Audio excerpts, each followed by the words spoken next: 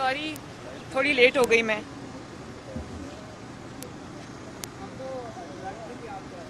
हैं?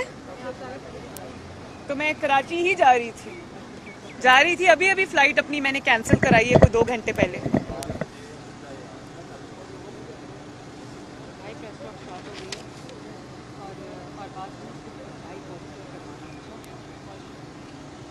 जी बिस्मिल्लाह, आ जाए भाई, पास आ जाए।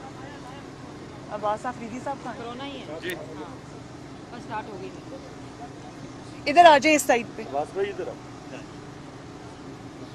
जी बिस्मिल्लाहिर्रहमानिर्रहीम।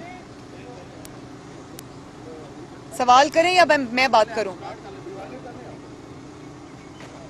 बिस्मिल्लाहिर्रहमानिर्रहीम। आप सबका बहुत बहुत शुक्रिया यहाँ तशरीफ़ लाने का। मेरी आज 4:15 बजे कराची की फ़्लाइट थी, जहाँ मुझे कराची के अवाम के पास जाकर हाज़िर होना था, उनके साथ वक्त बिताना था। NA 249 का जो इलेक्शन था मिफ्ता इस्माइल साहब का, उसमें अवाम के साथ कैंपेन में शामिल होना था। लेकिन क्योंकि कोरोना जो है वो उसमें बहुत पिछले चंद दिनों में उसमें बहुत तेज़ी आई है और हम लोग ऑब्ज़र्व कर रहे थे पैटर्न। तो अब क्योंकि जो पड़ोसी ममालिक हैं उनके अंदर से भी जो म्यूटेटेड वायरस के आने के ख़तरात हैं, तो मैंने ये सोचा कि आवाम की सेफ्टी की खातिर और आवाम की ज़िंदगियों के तहफ़्फ़ुज़ की खातिर, NA 249 के अवाम के तहफ़्फ़ुज़ की खातिर, कराची के अवाम की ज़िंदगी और सेहत के तहफ़्फ़ुज़ की खातिर मैंने अपना जो दौरा है वो मनसूख कर दिया, क्योंकि ये अवाम की ज़िंदगियों को ख़तरे में डालने की वजह बन सकता था। और एक इलेक्शन के लिए एक सियासी फ़ायदे के लिए मैं समझती हूँ कि ये मुनासिब नहीं था। तो बहुत मैंने सोचा समझा, मशावरत की, मियाँ साहब से लंदन मैंने बात की, शहबाज शरीफ साहब से मैंने मशवरा किया। सबका यही ख्याल था कि अवाम की ज़िंदगियाँ जो है वो हमारे लिए मुकद्दम हैं, उनको हमें रिस्क में नहीं डालना चाहिए। और मैं पर्सनली जाना चाहती थी कराची। मैं बहुत खुश थी, एक्साइटेड थी कराची के बुज़ुर्गों, भाइयों, बेटों, बेटियों, माओं से, बेटियों से मिलने के लिए, बहनों से मिलने के लिए। और मैं ख़ुद वहाँ जाकर मुस्लिम लीग नून का जो मैनिफेस्टो है, मुस्लिम लीग नून उनके लिए क्या करना चाहती है, क्या लाना चाहती है, उनकी ज़िंदगियों में क्या तब्दीलियाँ लाना चाहती हैं, वो मैं ख़ुद उनके साथ जाकर बात करना चाहती थी। लेकिन मुझे उनकी सेहत और ज़िंदगी ज़्यादा मुकद्दम है। लेकिन मैं आज इस प्रेस कॉन्फ्रेंस के थ्रू कराची के अवाम से, सिंध के अवाम से, ख़ुसूसन NA 249 के अवाम से ये अपील करना चाहती हूँ कि आपके जो मसाइल हैं, आपकी जो मुश्किलात हैं, उसका हल अगर किसी जमात के पास है, और अगर कोई ऐसी जमात है जो कराची की खिदमत करना चाहती है, कराची के मसाइल को हल करना चाहती है, कर चुकी है माजी में। आपने अमन देखा जब दहशत गर्दी थी और कराची में कोई बाहर नहीं निकल सकता था। मुस्लिम लीग नून ने माशाअल्लाह बहुत अच्छे तरीके से उस अमन को बहाल किया। कराची में सरगर्मियाँ जो हैं उनको नॉर्मलाइज़ किया, आवाम की ज़िंदगियों में एक बेहतर तब्दीली आई। इसी तरह पंजाब में और पाकिस्तान के दीगर हिस्सों में जो तरक्याती काम हुए हैं, मुस्लिम लीग नून ये चाहती है, मैं ये चाहती हूँ कि वो कराची की भी तकदीर बने। और ख़ुसूसन अगर मैं 249 की ये बात करूँ तो वहाँ पर मैं बल्दिया के अवाम से ख़ुसूसी तौर पे मुखातिब हूँ कि मैं ये जानती हूँ कि आपके हल्के के मसाइल क्या हैं। मैंने मिफ्ता इस्माइल साहब जो हमारे कैंडिडेट हैं मुस्लिम लीग नून के NA 249 से, मैं उनके साथ मुसलसल दिन में कई मरतबा राब्ते में हूँ और उन्हीं के थ्रू और हमारी जो बाकी टीम है उनके थ्रू मुझे ये पता चलता रहता है कि हल्के के क्या मसाइल हैं। वहाँ सबसे बड़ा मसला जो है वो पानी का मसला है, और उसका जो वादे मुस्लिम लीग नून आज कर रही है, वहाँ पर मिफ्ता इस्माइल साहब जो कर रहे हैं वादे वहाँ पर पानी का मसला हल करने के लिए, दीगर मसाइल हल करने के लिए। तो मुझे पूरी उम्मीद है कि इंशाअल्लाह ताला अगर मिफ्ता इस्माइल के हक़ में फ़ैसला आता है, जो कि इंशाअल्लाह मुझे यकीन है कि आएगा, तो NA-249 के जो अवाम हैं उनके मसाइल हल होंगे, क्योंकि मिफ्ता इस्माइल साहब एक बहुत माशाअल्लाह एक मेहनती और एक आला तालीम याफ्ता ब्राइट आदमी हैं, जिनको जब पाकिस्तान की खिदमत का मौका मिला कि वो अच्छी तब्दीलियाँ लेकर आए। और जिस तरह उन्होंने NA-249 के अवाम के साथ मिलकर दिन रात कैंपेन की है, मेरा ख्याल है कि अगर किसी की कैंपेन सक्सेसफुल है या अगर किसी ने अवाम के साथ इतना वक्त बिताया है, उनको रीच आउट किया है और इतनी ज़बरदस्त कैंपेन चलाई है, तो वो मिफ्ता इस्माइल के सर पे सेहरा है उसका। और मुझे ये उम्मीद है कि इंशाअल्लाह ताला आज वो जो वादे कराची के अवाम से कर रहे हैं, NA-249 के अवाम से कर रहे हैं, उनको मिफ्ता इस्माइल साहब और नवाज शरीफ साहब मिलकर पूरा करेंगे। तो कराची ने बहुत नाअहली भी देखी है, मसाइल का सामना भी किया है। तो मैं कराची के अवाम से आज ये अपील करती हूँ कि मुस्लिम लीग नून को वोट करें, अपनी तरक्की को वोट करें।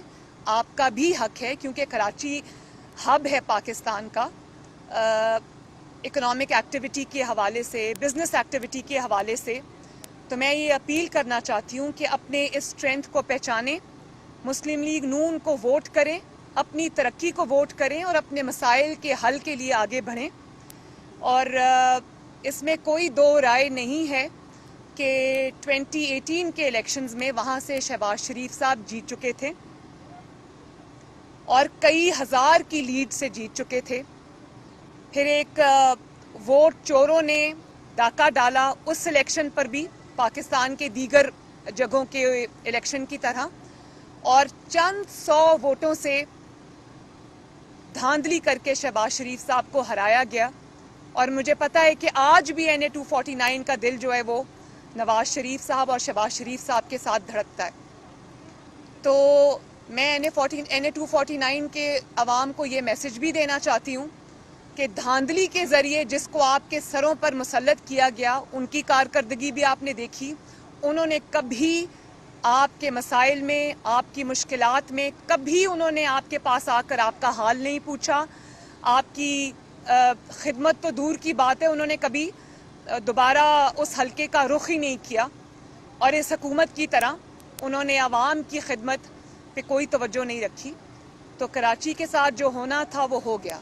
अब कराची के अवाम को अपनी तकदीर बदलने के लिए मुस्लिम लीग नून के हक़ में, नवाज शरीफ साहब के हक़ में और मिफ्ता इस्माइल के हक़ में ये फ़ैसला करना चाहिए, ताकि मुस्लिम लीग नून आगे बढ़े और उनकी खिदमत में दिन रात एक करे और उनकी ज़िंदगियों में अच्छी तब्दीली लेकर आए। बारी बारी कर ले, बारी बारी जो है वहाँ पर नाअहली बहुत ज़्यादा दिख रही है। अभी आपकी इत्तेहादी की पीपल्स पार्टी 13 साल से पीपल्स पार्टी की हुकूमत है कराची के अंदर, तो आप क्या समझती है कि सिर्फ तहरीक इंसाफ ही नाकाम हुई है या पीपल्स पार्टी भी कराची में नाकाम हुई? मैंने जो बात करनी थी वो कर दी, इससे ज़्यादा मैं और कुछ नहीं कहना चाहती। ये फ़ैसला आवाम का है कि उन्होंने किसको मूरद इल्ज़ाम ठहराना है। और मैंने जो बात मैं अपनी पार्टी का एजेंडा, अपनी पार्टी का मैनिफेस्टो, मैं कराची के अवाम के लिए क्या लाना चाहती हूँ, मिफ्ता इस्माइल साहब के थ्रू नवाज शरीफ साहब कराची के बारे में क्या सोचते हैं और किस तरह कराची की तरक्की दिल से वो चाहते हैं, मुझे वो बात करनी है। मुझे किसी के ऊपर कीचड़ नहीं उछालना। शुक्रिया। ये बताइए कि अब आपकी जो इस पार्टी से कोई राब्ता है, पिछले दिनों आपका कोई राब्ता हुआ, और PDM का मुस्तकबिल अब आप कैसे देख रही हैं? मेरा अभी ऑफ लेट तो सेनेट के जो हुआ है उसके बाद मेरा किसी से कोई राब्ता नहीं हुआ। PDM आज भी उसी तरह है, खड़ी है, और उसका इजलास आपको पता है कि मौलाना साहब ने 26 अप्रैल को बुलाया है इस्लामाबाद में। तो रमज़ान शरीफ के बाद PDM अपनी जो नई स्ट्रैटेजी क्या बनाती है, किस तरह से आगे बढ़ना चाहती है, उसका फ़ैसला हो जाएगा इंशाल्लाह। मुस्तकबिल बहुत रोशन है। उसका जो हालिया आपने देखा, PDM ने जो तहरीक चलाई वो भी बहुत कामयाब तहरीक थी। जिस तरह से PDM के जलसों के थ्रू पीडीएम की नैरेटिव के थ्रू, पीडीएम के जो पब्लिक मोबिलाइजेशन कैंपेन थी उसके थ्रू, जिस तरह अवाम के जज्बात की, इस हुकूमत मुखालिफ जज्बात की जो अवाम में उबल रहे हैं और अवाम जिससे तंग आए पड़े, जिस तरह से पीडीएम ने उसकी तर्जुमानी की, उससे हुकूमत को बहुत ज़्यादा मुश्किलात का सामना करना पड़ा। और उसके बाद ये हुकूमत के पाँव जमे नहीं। जिस तरह से पब्लिक ने बाहर निकलकर पीडीएम के जलसों के अंदर और पीडीएम के साथ अपना सपोर्ट शो की, उससे हुकूमत लरसती रही, कांपती रही और आज तक दोबारा संभलने में नहीं आई। तो वो भी एक कामयाब दौर था और इंशाअल्लाह आगे जो पीडीएम फैसले करेगी वो भी अवाम की तवक्कुआत की ऐन तर्जुमानी होगी इंशाअल्लाह। बहुत से बात तवक्को होती है कि नून से शीन निकलेगी, लेकिन ऐसा कुछ नहीं होता। अब शहबाज शरीफ साहब दोबारा बाहर आ गए, क्या मरियम नवाज और शहबाज शरीफ साहब मिलकर पीडीएम के मामलात को चलाएंगे या फिर कौन करेंगे? 30-40 साल से, मेरे ख्याल है जब मैं छोटी थी तब से मैं ये बातें सुन रही हूँ। नून से शीन निकलेगी, शीन से नून निकलेगी, ना नून से शीन निकली, ना शीन से नून निकली। वो निकल सकते ही नहीं है। उसकी वजह यह है कि शहबाज शरीफ साहब और नवाज शरीफ साहब में जो ताल्लुक़ है और शरीफ फैमिली के अंदर जो वो एक दूसरे का जो जिस एहतराम और मोहब्बत और अकीदत में के रिश्ते से वो जुड़े हैं, इसका शायद अहाता या अंदाज़ा ऐसे लोगों के लिए करना बहुत मुश्किल है जो इसके साथ तवक्कुआत जोड़ के बैठे हुए हैं। और जहाँ तक सियासी बात है तो शहबाज शरीफ साहब का, हमज़ा शहबाज शरीफ साहब का इस तरह से जेल में रहना और इतनी हिम्मत और हौसले से जेल काटना इस बात का सबूत है कि वो आज भी नवाज शरीफ के साथ उसी तरह खड़े हैं, जमात के साथ उसी तरह खड़े हैं और नवाज शरीफ को छोड़ने पर तैयार नहीं हैं। नवाज शरीफ साहब को किसी भी तरह से नुकसान पहुंचने पे तैयार नहीं हैं और अगर ज़रा से भी तैयार होते, थोड़ी सी भी अपनी आमादगी जाहिर करते तो आज वो पाकिस्तान के प्राइम मिनिस्टर होते और आज वो यूं जेलों में ना पड़े होते। जब बहुत बहादुरी से 2 मरतबा जेल शहबाज साहब ने काटी और हमज़ा ने शायद सबसे लंबी जेल काटी है और इतने बहादुरी के साथ काटी है। तो जो समझते हैं कि वो दरार आ जाएगी या लाना चाहते हैं, ये उनकी विशफुल थिंकिंग तो हो सकती है, लेकिन हज़ारों ख्वाहिशें ऐसी कि हर ख्वाहिश पे दम निकले। इंशाअल्लाह ताला नवाज शरीफ, शहबाज शरीफ, मरियम नवाज, हमज़ा शहबाज और पाकिस्तान मुस्लिम लीग नून यूं हैं और यूं रहेंगे। मुखालिफिन को नाकामी होगी इंशाअल्लाह ताला।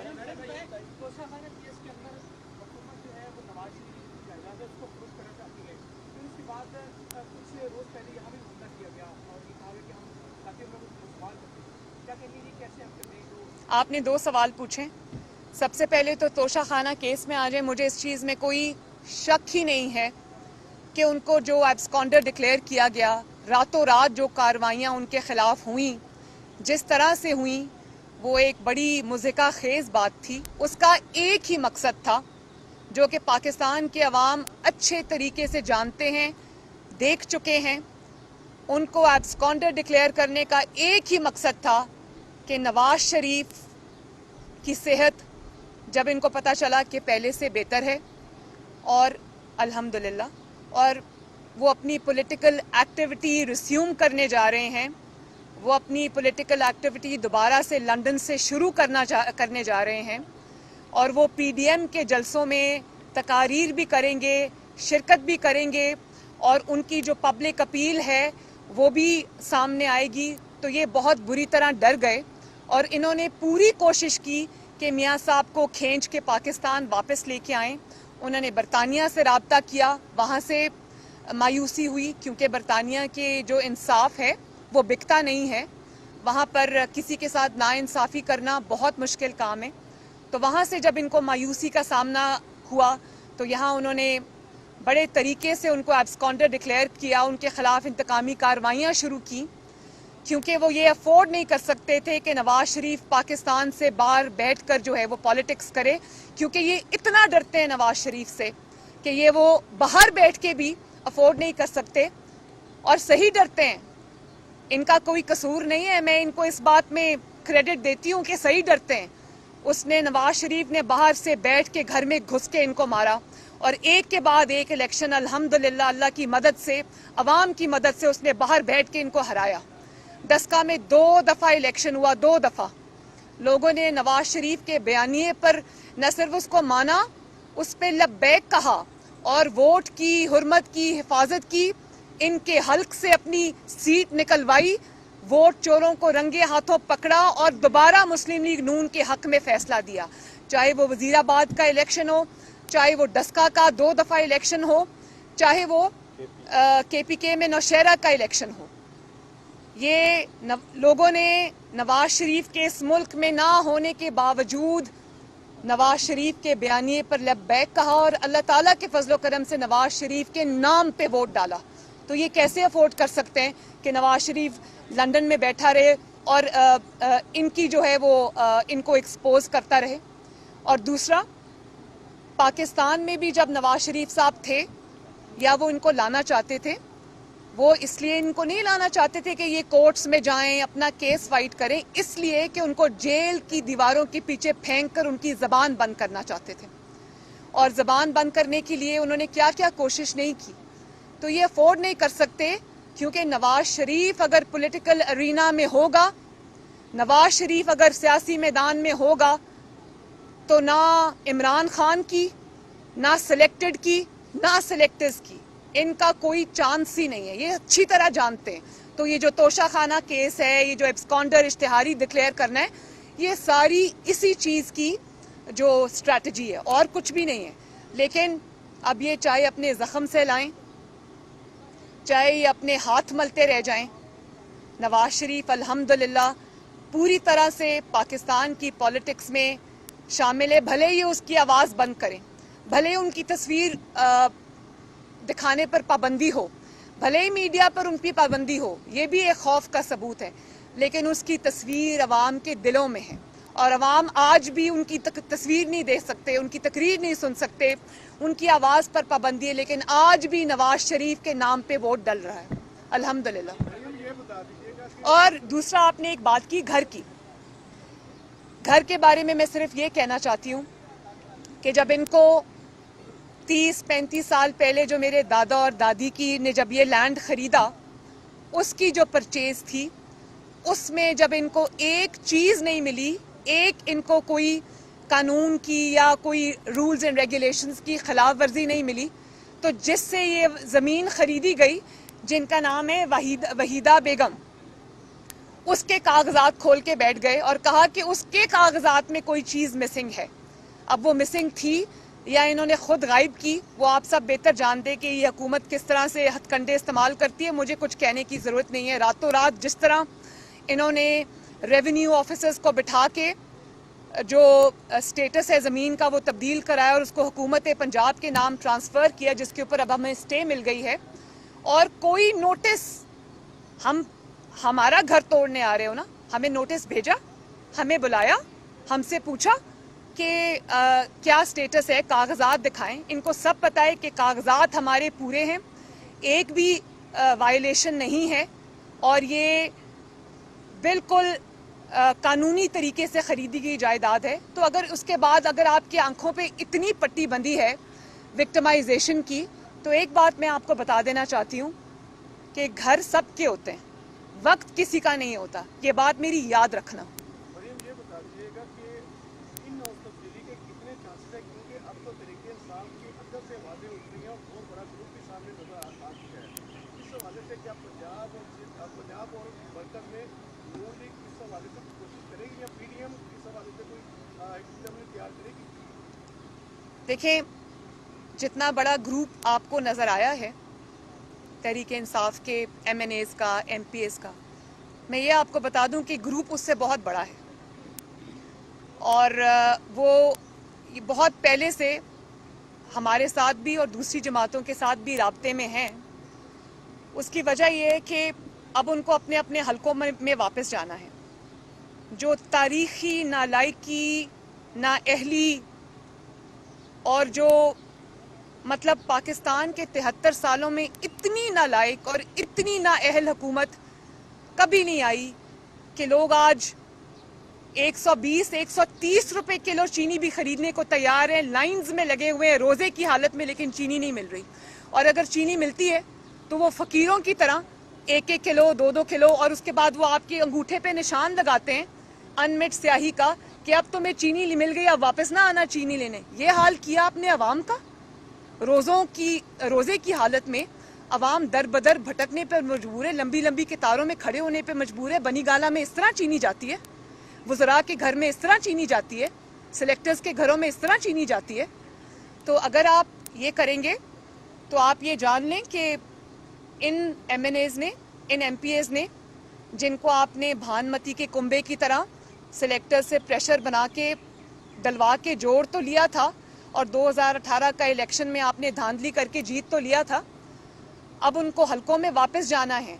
वो इलेक्शन लड़ने वाले लोग हैं और वो ये जानते हैं, क्योंकि जब वो एक तो हलके में जा नहीं रहे डर के मारे, और जब इलेक्शन अनाउंस हुए और इनको हलकों में जाना पड़ा तो इनको तो पता चल जाएगा, अवाम इनके गिरेबान पकड़ेगी। और पकड़ने चाहिए क्योंकि अवाम की जिंदगियां अजाब बना दी हैं। महंगी भी चीज नहीं मिल रही, लोगों के पास एक तो पहले कारोबार नहीं है, आपने इकोनॉमी का बुरा हाल कर दिया, सत्यानाश कर दिया, और अब लोगों के पास जब कुव्वत खरीद नहीं रही, उसके बाद भी अगर वो अपने बच्चों का, अपनी फैमिलीज का पेट पालने के लिए बाहर निकलते हैं, खरीदते हैं चीजें, तो एक तो चीजें मिलती नहीं है, ऊपर से महंगाई आसमान को छू रही है, लाकानूनियत आसमान को छू रही है। मतलब गवर्नेंस का कोई भी आप शोबा उठा के देख लें, ये हुकूमत सवाए नाकामी की तस्वीर के और कुछ नजर नहीं आती। तो अवाम इनका जब एहतसाब करेंगे, इनको लग पता जाएगा। और जैसे कि आपने कहा कि इलेक्शन अनाउंस होने दें, फिर आप तमाशा देखें, ये अपने हलकों में कैंपेन नहीं कर सकेंगे। और इनके MNAs और MPAs वो बड़े समझदार लोग होते हैं, ये मेरे साथ खड़े हैं, इनको पता है, पब्लिक पल्स का सबको पता होता है। इसीलिए अब ये बहाना तो जहांगीर तरीन ग्रुप का है, असल में बात ये है कि ये PTI के टिकट से इलेक्शन अब नहीं लड़ना चाहते। अवाम के गैज़ो गज़ब का सामना, इमरान खान की नालायकी और नाअहली का बोझ ये नहीं ढोना चाहते। मैडम ये बताइएगा कि PDM ने कोशिश की पीपल्स पार्टी को मनाने एक करके कर लेना, एक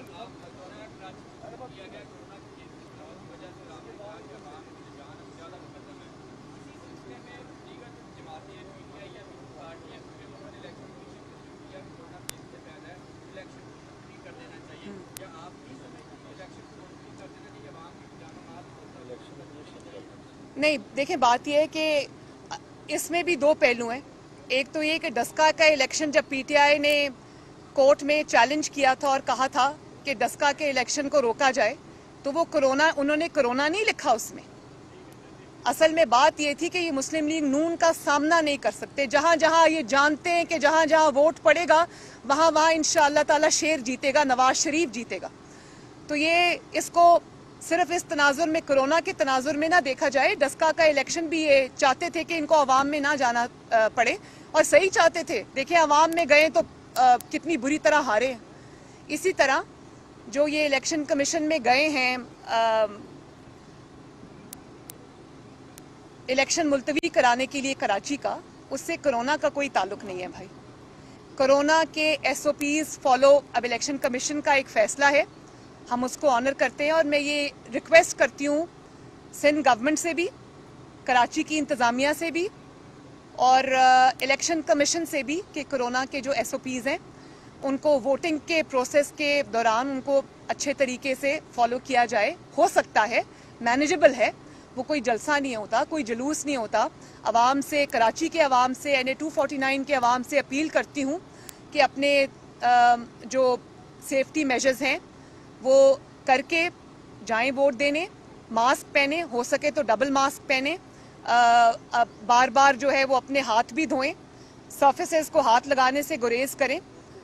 लेकिन जो कोरोना का बहाना है ना, स्पेशली PTI जब गई है कि ECP में कि इसको कैंसिल किया जाए, उससे भाई कोरोना का कोई ताल्लुक नहीं है। अगर उससे कोरोना का ताल्लुक होता ना तो पूरे पाकिस्तान में वो नजर आ रहा होता कि ये कोरोना के बारे में कंसर्न्ड है। मैडम ये बताइएगा कि PDM ने कोशिश की, एक उधर से भी ले लेना, सारे यहाँ से ले लेना, हाँ। एक वहाँ से ले लेना। एक मिनट, उनसे मैं पूछ लूँ, वो पहले पूछ रहे थे। हाँ जी। PDM ने कोशिश की पीपल्स पार्टी को मनाने की, मौजूदा सूरत हाल में ये नजर आ रहा है कि पीपल्स पार्टी नहीं मान रही। क्या शहबाज शरीफ साहब जो है अपने तौर पे दोबारा कोशिश करेंगे पीपल्स पार्टी को बुलाने के? और दूसरा ये छोटा सा क्वेश्चन, आपने जिक्र किया था आपकी माइनर सर्जरी के लिए आपने लंदन जाना था, क्या मुस्तकबिल करीब में आप वाकई जा रही हैं?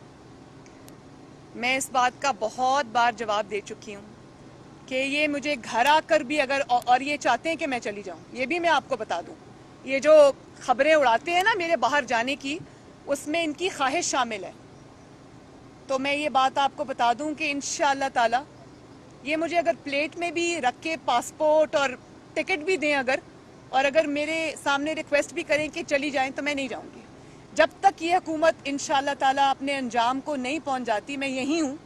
मेरा इलाज हो रहा है, हो भी जाएगा, उसमें कोई इशू नहीं है। लेकिन इंशाअल्लाह ताला ये खुशी मैं इनको नहीं दूंगी। शहबाज शरीफ साहब का बता दें, शहबाज शरीफ साहब अपने तौर पे बस अब वो पीडीएम की जो मीटिंग होगी उसमें देखते हैं क्या फैसला होता है।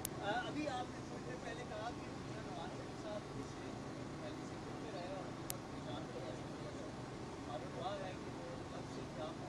क्या हम कर सकते हैं कि हम करीब में मियां साहब वापस आके यहाँ पर अब पॉलिटिक्स का बाकायदा आगाज करें? बिल्कुल इंशाल्लाह। मियाँ साहब का ओढ़ना बिछौना ये मुल्क है, और मैं ये जानती हूँ पर्सनली कि वो कितने बेचैन हैं अपने घर वापस आने के लिए, अपने मुल्क वापस आने के लिए, अपने लोगों से के दरमियान वापस आने के लिए। तो जैसे ही इंशाअल्लाह ताला हालात बेहतर हुए, उनकी सेहत इस काबिल भी हुई कि यहाँ पर उनको ख़तरा नहीं है, उनके ऊपर जानलेवा हमले नहीं होंगे, तो वो फ़ौरन पहली फुर्सत में वापस आएंगे इंशाअल्लाह ताला। ये बता दें कि इस वक्त जो है वज़ीर ख़ज़ाना भी चेंज किया गया और वज़ारतें भी चेंज हो रही हैं, तो कप्तान को फील्डिंग पूरी सेट हो रही है। देखें, गंदे कपड़े आपस में बदलने से कोई फ़र्क नहीं पड़ेगा, और जितने भी वज़रा तब्दील कर लें, जितने भी कलमदान तब्दील कर लें, म्यूज़िकल चेयर्स हो रही है, वही 5-6 लोग हैं जो घूमते रहते हैं। तब्दीली सिर्फ इस मुल्क में तब आएगी जब इमरान खान जाएगा। इमरान खान के जाने से बेहतरी आएगी, इस सिलेक्टेड हुकूमत के जाने से बेहतरी आएगी, आपस में कपड़े तब्दील करने से बेहतरी नहीं आएगी। ये अपने आप को बेवकूफ़ बना सकते हैं, आवाम को बेवकूफ़ नहीं बना सकते। कोविड की वजह से आपने पहले कोई जलसा मखसूस नहीं किया, आप पहले भी जलसे करते रही, राजनीति करती रही है, आपने ये जलसा मखसूस किया और पीपल्स पार्टी इस वक्त आपके साथ नहीं है, तो आपको लगता है कि कराची में दोबारा वो वाक़या हो सकता था जो कराची में पहले आपके होटल के अंदर जो आपके साथ वाक़या होता है, शायद इस वजह से थ्रेट की वजह से आप नहीं जा रहे कराची के अंदर? तो वो थ्रेट 2 घंटे पहले नहीं था। मैंने 2 घंटे पहले अपनी फ़्लाइट कैंसिल की है, सारी बुकिंग्स हो चुकी थी, मेरी सिक्योरिटी वहाँ पहुँच भी चुकी है। बात सिर्फ ये है कि पहले कोरोना इस ख़तरनाक हद तक जानलेवा नहीं था, जो म्यूटेटेड उसका वायरस इस वक्त है वो पहले नहीं था, और अब वो ज़्यादा बढ़ गया। और उसकी वजह ये है कि आप देख रहे हैं कि सड़कों के ऊपर फ़ौज भी आ गई है, रेंजर्स भी आ गए हैं। तो मैं नहीं चाहती कि मेरी वजह से किसी को कोई रिस्क हो, किसी को कोई तकलीफ पहुंचे। ताजिर सियासत के बस बाजार last है, question उसमें सियासत के बाजार में सिर्फ 40 सरकार बेचना चाहता है, तो क्या नून लीग उसको गोली लगाएगी? बात यह है कि नून लीग वो बाज़ार में जाके ख़रीदार बनने के बग़ैर ही इंशाअल्लाह ताला बहुत कुछ कर जाएगी। मैडम ये बताइए लास्ट कि क्वेश्चन पीपल्स पार्टी के तमाम रास्ते बंद हो गए, अब दोबारा बातचीत की कोई गुंजाइश नहीं रही? देखिए, मैं इस बारे में बहुत तफसीलन अपना मौक़िफ़ लाहौर हाई कोर्ट के बाहर दे चुकी थी, शायद 1 या 2 दिन बाद जब ये सेनेट का हुआ। मैं इस पे मज़ीद कुछ नहीं कहना चाहती। पीपल्स पार्टी ने अगर अपनी राहें जुदा करने का पॉलिटिकली फ़ैसला किया है तो उसकी ज़िम्मेदार वो ख़ुद है, उसकी वजहें भी, वजूहात भी वो ख़ुद एक्सप्लेन कर सकती है। ये ना होता तो अच्छा था, लेकिन मैं पीपल्स पार्टी मेरा हदफ नहीं है। मैं अपने अहदाफ बहुत सोच समझ के और पॉलिटिकली बड़ा स्ट्रैटेजाइज़ करके अपने अहदाफ मुकर्रर करती हूँ, उसमें पीपल्स पार्टी कहीं शामिल नहीं है। मेरा एक बिलावल भुट्टो साहब के साथ अच्छा ताल्लुक़ है, पीपल्स पार्टी के दूसरे मेंबरान के साथ मेरा एक अच्छा ताल्लुक़ है, और मैंने एक वादा पाकिस्तान के अवाम से किया था कि जो मुझे उस दिन कहना पड़ा सेनेट के लिए, बाप से जो वोट लिए थे, वो मैंने कहा। वो एक असूल की बात है, वो किसी की ज़ात पर हमला नहीं था, वो किसी पार्टी पर हमला नहीं था, वो एक असूल की बात थी जो मुझे करनी पड़ी, क्योंकि पीडीएम को के जो बयानिया था उसको उससे नुकसान पहुंचा। और लेकिन मैं और जो डिवाइडेड ऑपोजिशन थी उसका तासुर गया, जो कि नहीं जाना चाहिए था। लेकिन इस बात को मैं इससे ज़्यादा और बढ़ाना नहीं चाहती। अवाम इसको देख रहे हैं, कौन क्या कर रहा है, कौन सी पार्टी क्या डिसाइड कर रही है, ये जवाब उसको खुद देना पड़ेगा और अवाम को देना पड़ेगा। एहतसाब अवाम करेंगे। लेकिन मैंने एक वादा किया था पाकिस्तान की अवाम से, और शायद कराची के जलसे में मैंने ये वादा किया था कि हम लोग पॉलिटिकल मैदान में लड़ेंगे, इलेक्शन लड़ेंगे एक दूसरे के खिलाफ, लेकिन हम एक हद को क्रॉस नहीं करेंगे। ज़ातियात पर हमले नहीं करेंगे, बिलो द बेल्ट हिट नहीं करेंगे। और मैं आज भी बिलावल भुट्टो साहब के साथ, पीपल्स पार्टी के साथ या दीगर जमातों के साथ जिसमें ANP भी शामिल हैं, मेरे बहुत अच्छे ताल्लुकात थे और अब भी मिलेंगे तो अच्छे ही रहेंगे। हम उनके खिलाफ इलेक्शन लड़ रहे हैं। जैसे कि मैंने कहा, NA 249 में पीपल्स पार्टी हमारे मद्दे मुकाबिल है। हमारे कैंडिडेट मिफ्ता इस्माइल हैं, उनके मुझे नहीं पता उनका नाम क्या है, लेकिन पीपल्स पार्टी वहाँ इलेक्शन लड़ रही है, तो हम लड़ रहे हैं उनसे इलेक्शन। लेकिन हम एक बियॉन्ड अ सर्टन लिमिट, हम ना उन पर कोई तनकीद करना चाहते हैं, ना हम एक हद से ज़्यादा बढ़कर कोई अटैक्स करना चाहते हैं, ना मैं पर्सनली इसमें इन्वॉल्व होना चाहती हूँ। और मैं नहीं चाहती कि जो पॉलिटिकल आपका जो पॉलिटिकल कंपटीशन है उसको हम ज़ाती लेवल पर लेके जाएं। ये मैंने वादा पाकिस्तान के अवाम से किया था, ये मैं पूरा करूँगी इंशाअल्लाह ताला। हम पॉलिटिकली लड़ेंगे, हल्के में लड़ेंगे, फाइट करेंगे इंशाअल्लाह ताला, लेकिन इससे ज़्यादा और नहीं। देखें जैसे हालात इंशाअल्लाह बेहतर होते हैं कोरोना के, मैं ज़रूर जाऊंगी। अल्लाह ताला मिफ्ता इस्माइल साहब को फतह दे। मैं जैसे ही कोरोना के कुछ हालात बेहतर होते हैं मैं ज़रूर जाऊंगी। अगर आपसे रब्ता करते हैं तो आप उनके वेलकम करेंगे, आप PMLN में वेलकम करेंगे जगह तरीन को, अगर वो आपसे रब्ता करते हैं और इन-हाउस टीम के लिए रब्ता करते हैं? भाई मुझसे क्यों रब्ता करेंगे? वो मियाँ साहब से रब्ता अगर करेंगे तो मियाँ साहब बात करेंगे, शहबाज साहब से रब्ता करेंगे तो शहबाज साहब बात करेंगे। मेरा तो उसके बाद नंबर आता है ना कहीं। वेलकम कर लेंगे, बात करेंगे आपको। बस करेंगे खत्म। अब सवाल ही कोई नहीं है। इंशाअल्लाह ताला, क्योंकि इसमें अब आवाम शामिल हो चुकी है, मुस्लिम लीग नून और दीगर जमातें, जिसके अंदर JUI भी शामिल है, मौलाना फजलुर रहमान साहब की जमात, उसमें ये सख्त है। और we are on the right side of history, no looking back. Thank you very much ji. अभी पता चलता है। Thank you. मैंने तो नहीं ये कहा। हेड कौन करेगा PDM को? शहबाज साहब करेंगे, आप करेंगे? मौलाना फजलुर रहमान साहब करेंगे। किसकी जानिब से? नून लीग की जानिब से कौन हेड करेगा? जाहिर है शहबाज शरीफ साहब प्रेसिडेंट हैं, वही रिप्रेजेंट करेंगे नून लीग को और हम उनके साथ होंगे। आप जाएंगे? तो मैडम जहाँ की चीज़ पर कल तक तो आप तनकीद करती थी कि चीनी स्कैंडल है, सब कुछ है, आज आप कह रही है रब्ता करेंगे तो देख लेंगे। मैंने तो ये नहीं कहा, आप खुद ये अल्फाज में ढाल रहे हैं मेरी इस बात को। मैंने ऐसा नहीं कहा।